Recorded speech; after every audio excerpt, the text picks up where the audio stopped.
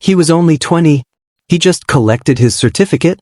He smiled, hugged his dad, and just as he turned to take a photo, his stepmother pulled the trigger. Right there in front of everyone. Why would a woman do this on the happiest day of his life? Let's tell you the shocking truth behind this crime that shook all of England. This is not a movie. It happened in real life. In Manchester, England, a place known for peace, joy, and family love. But on this day, love turned to hate. Joy turned to blood. And a family was broken forever. His name was Michael Okery, a 20-year-old boy full of dreams. He just graduated from college, the first person in his family to ever do so. He wanted to become a lawyer. He promised his late mother that he would wear that graduation gown and make her proud. His father, Mr. John Okery, remarried 2 years ago to a woman named Sandra. Everyone said Sandra was calm. But behind closed doors, Michael saw a different person. She always gave him harsh looks. She never smiled when he was around. Sometimes, Michael would tell his dad, "Dad, I don't think Sandra likes me." But his dad would laugh and say, "She just needs time, son." Time never changed anything. In fact, it got worse. Especially when Sandra found out Michael would be getting a full scholarship for law school abroad. She became cold, quiet, angry. She started arguing with Mr. John at night, accusing him of loving his son more than her. She even told a friend, "Why should his son travel abroad when I'm still here planning my life?" On Michael's graduation day, everyone was excited. His dad ironed his best suit. Sandra baked a cake. Michael wore his graduation gown with pride. He held his phone up, trying to take selfies and record his happiest moment. Then came the part that nobody expected. After the ceremony, Michael hugged his dad, tears in both their eyes. He was about to take a photo with his certificate when Sandra walked up behind him and pulled a gun from her bag. 1 shot. 2 shots. 3. Michael dropped to the ground, certificate still in his hand. People screamed. Some ran. Others froze. Mr. John collapsed, crying, holding his son's lifeless body. He screamed, "Why, Sandra? Why?" Sandra didn't run. She just stood there, still holding the gun, and said, "Now he won't leave me behind." Police arrived minutes later. She was arrested immediately. Neighbors stood outside in shock. Nobody could believe what just happened. But here's where the mystery gets even deeper. Sandra later told police she had dreams that Michael would take everything from her. She believed he wanted to separate her from her husband. Some people say she was mentally unstable. Others say it was pure jealousy. But the truth? We still don't know what really pushed her to do it, especially on that one day Michael waited his whole life for. She watched him fall. She saw the blood. She heard his father scream, and she showed no regret. But what Sandra told the police next left everyone in tears and confusion. What really went on in her head? What pushed her to kill her own stepson in front of the world? You won't believe what was uncovered next. After the arrest, Sandra Okery was taken straight to Manchester Police Station. She didn't cry. She didn't beg. She didn't say sorry. Instead, when the detective asked her, "Why did you shoot Michael?" Sandra replied softly, "Because I was invisible in that house." Everyone was shocked. The officers, the public, even the news stations. What did she mean? Sandra explained that ever since she married Mr. John, she felt like a shadow. She claimed her husband only talked about Michael, only loved Michael, and that made her feel unloved and unwanted. She told the police. He said Michael was his future. So where did that leave me? I gave up my job for this marriage. I cooked. I cleaned. I waited.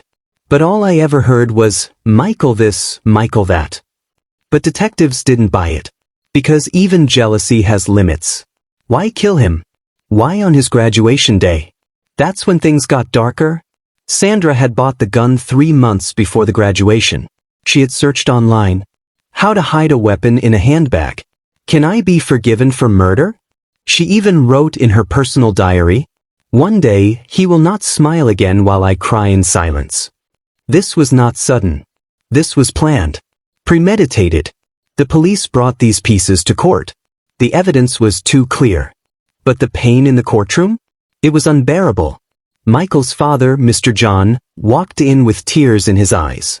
He held a photo of his son wearing his graduation gown. When Sandra entered, their eyes met, and Mr. John looked away immediately. He told the judge, "I brought this woman into my house because I was lonely, but she took the only thing I had left, my son." Sandra didn't cry, but when asked if she had anything to say, she said, "I just wanted to be seen. I didn't know I would lose everything." The courtroom fell silent. Michael's aunt fainted. His cousins were sobbing. One man even shouted, "She's wicked. She planned this." The judge paused. Everyone waited to hear the final verdict. But just as the judge was about to speak, Sandra collapsed in the courtroom. Sandra collapsed right before the judge could speak. The courtroom gasped. But what doctors found inside her brain changed everything. Was she truly evil, or did her mind betray her? And where is Michael's father now? This case just took a shocking turn. As Sandra hit the floor in court, everyone panicked. Some thought it was a trick. Others feared she had taken poison. Security rushed in. An ambulance was called. She was rushed to St. Mary's Hospital in Manchester. Doctors ran tests immediately.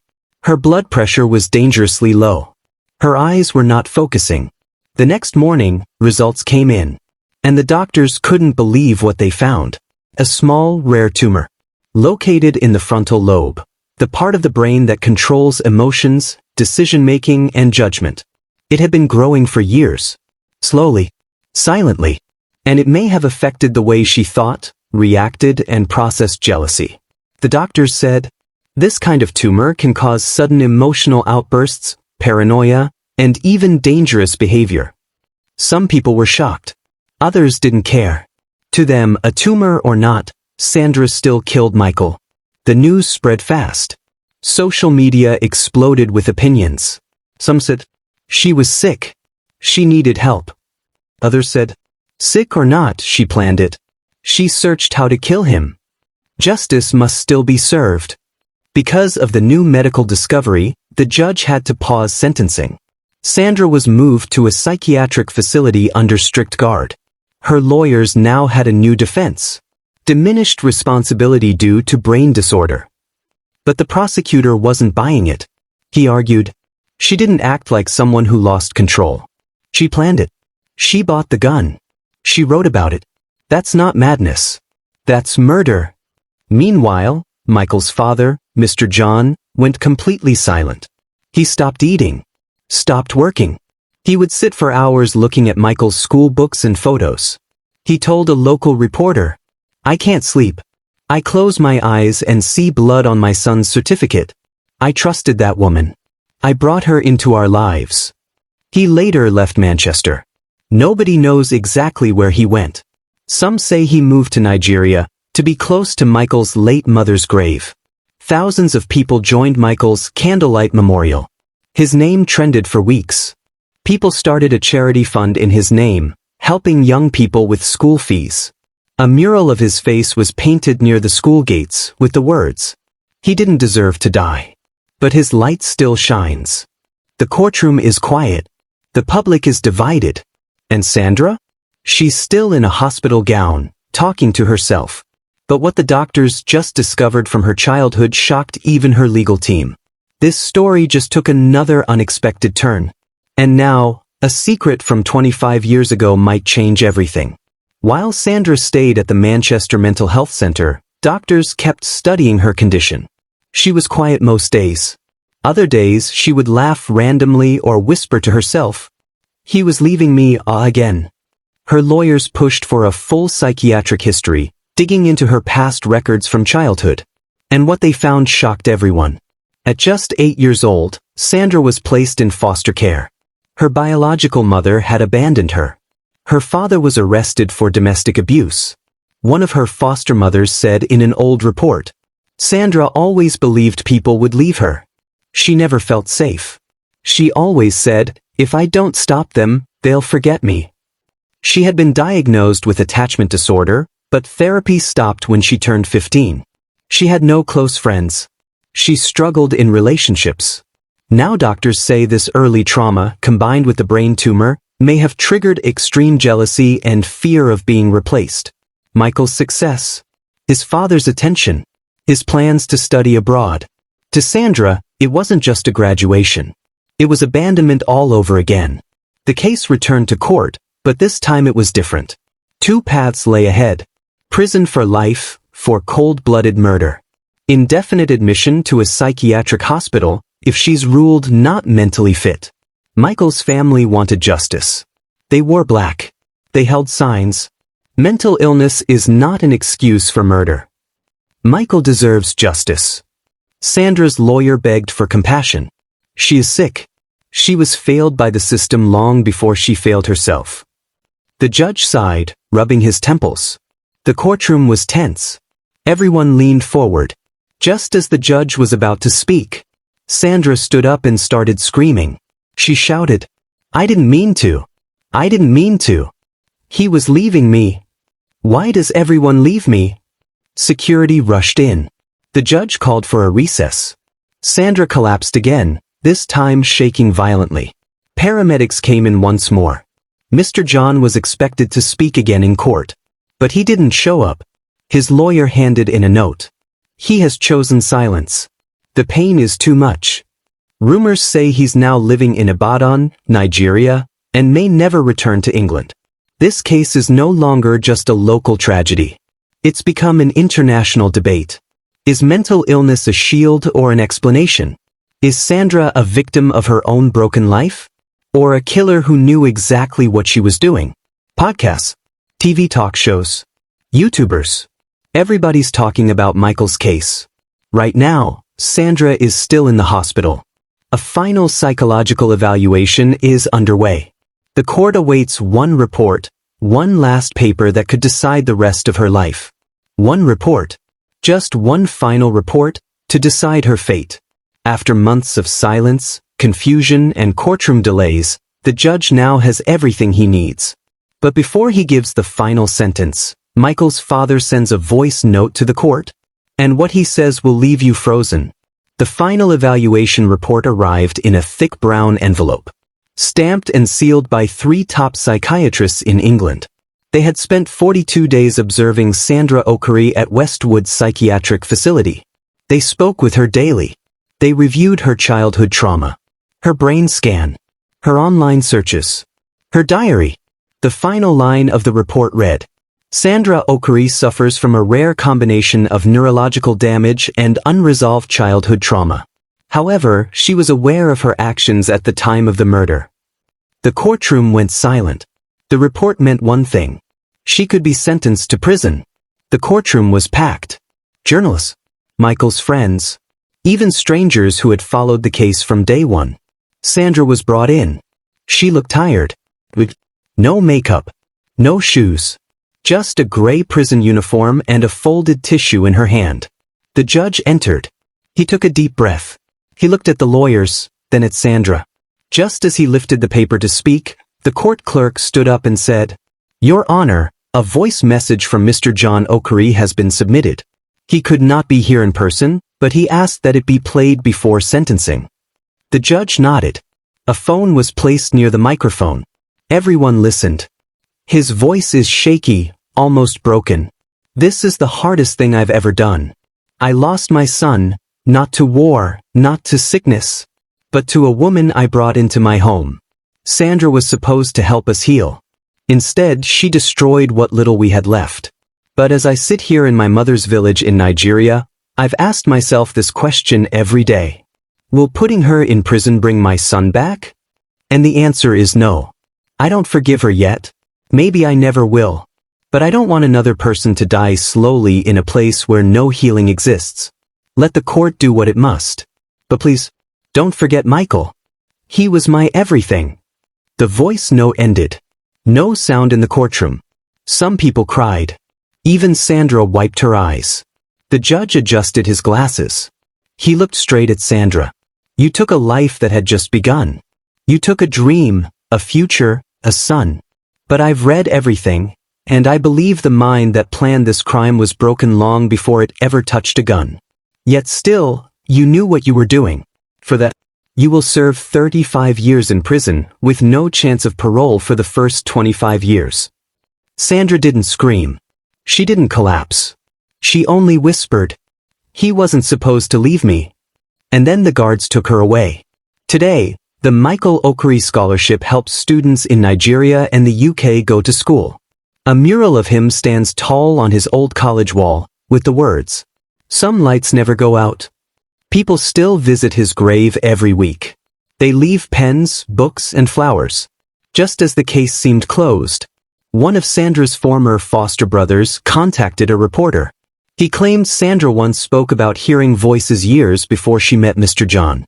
He said she told him, "One day the people I love will hurt me, so I must hurt them first."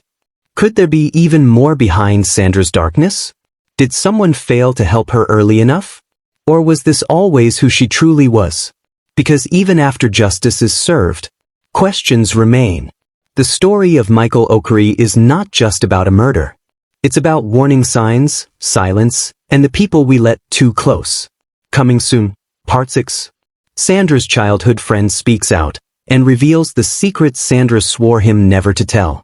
We thought we knew the full story, but someone from Sandra's past just came forward, a friend she hadn't seen in 15 years. He says Sandra once told him a secret, one so disturbing she made him promise never to repeat it. But now, after watching the trial, he says he can't stay silent anymore. And what he reveals next might change everything you thought you knew. His name is Joseph Green, now 28, a quiet factory worker in Birmingham. He doesn't like the spotlight. But when he watched Sandra's story on TV, he froze. He saw the courtroom. He saw the woman in handcuffs. And he remembered a day from 2007 that still haunts him. Joseph and Sandra lived in the same foster home when they were teenagers. Sandra was 15. Joseph was 10. She was quiet, but strange. Sometimes she spoke to herself. Sometimes she would stare into a wall and smile. Sometimes she would say things like, "People always lie. That's why I talk to the ones in my dreams." One night, while everyone else slept, Sandra knocked on Joseph's door. She held a torn notebook.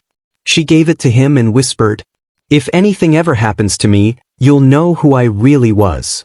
Inside the notebook were poems, drawings, and one page that said, "They left me in the dark, but the voice in my head stayed. It tells me I must never be forgotten. If they try to leave me, I'll stop them."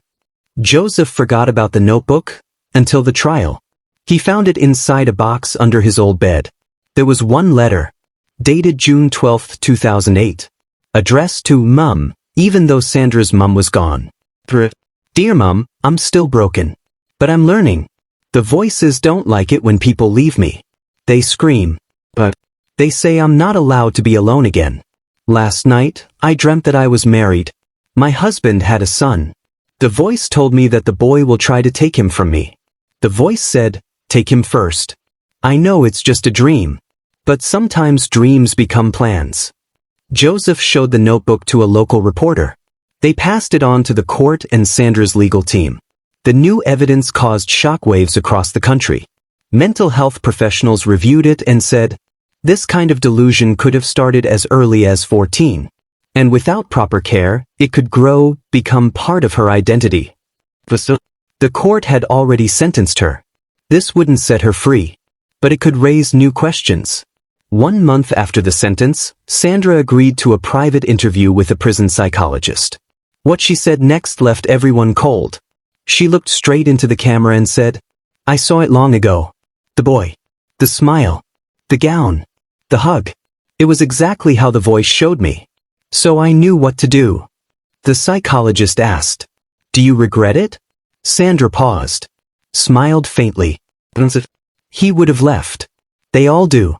I just made sure I stayed in their memory." Despite the new revelations, Michael's legacy lives on. His father has not returned. But his voice note is still played in schools across Manchester when they talk about youth violence and mental health awareness. And Joseph? He regrets not speaking up sooner. He told reporters, "Maybe, just maybe, if I'd shown someone that letter back then, Michael would still be alive." Sometimes justice comes too late.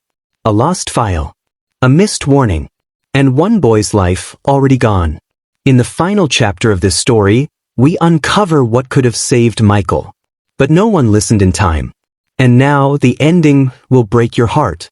Just when the world thought the case was over, a retired nurse named Margaret Ives stepped forward. She worked at a small mental health center in Sutton years ago. She was cleaning out her attic when she found an old cardboard box. Inside it, a psychiatrist's file labeled Sandra O., age 16. It was never sent to the national database. Never forwarded to authorities. Just forgotten.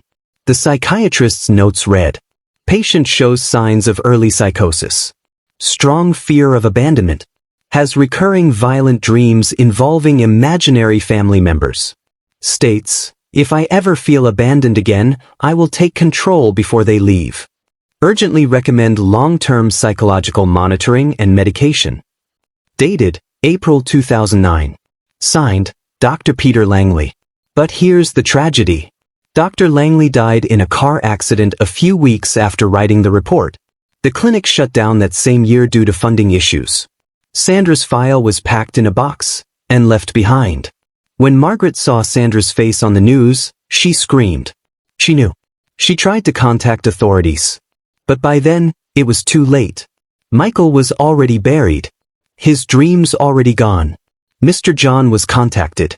They asked if he wanted to view the report. What's the point now? The system failed both my son and that girl. Sandra's behavior worsened in prison. She started refusing food, talking to the walls, sleeping on the floor. She wrote names in chalk on her wall, over and over. Michael. Michael. Michael. One morning, a guard found her curled in a corner. She had written something new on the wall in red ink. The voice is quiet now. I finally hear nothing. She passed away in her cell days later. The cause, self-inflicted starvation. No funeral was held. No family claimed her body. She was buried in an unnamed grave with a small tag. Sandra Okari, 1993 to 2025 inch. 1 year after the trial ended, Michael's school held a special tribute. His classmates read poems. His photo stood tall on the stage. And an empty chair with a graduation cap sat beside it. Mr. John returned silently for the first time. He walked to the front, held the chair, and whispered, "You should have been here, son. The world never got to see your light." Then he walked away, and never came back again. Michael is gone. Sandra is gone. And all that's left is a story of warning. A warning about what happens when systems fail. When we ignore the signs. When broken people are left untreated. And innocent ones pay the price. This story didn't end in justice. It didn't end in healing. It ended in loss. But maybe, just maybe, it can stop the next Michael from dying.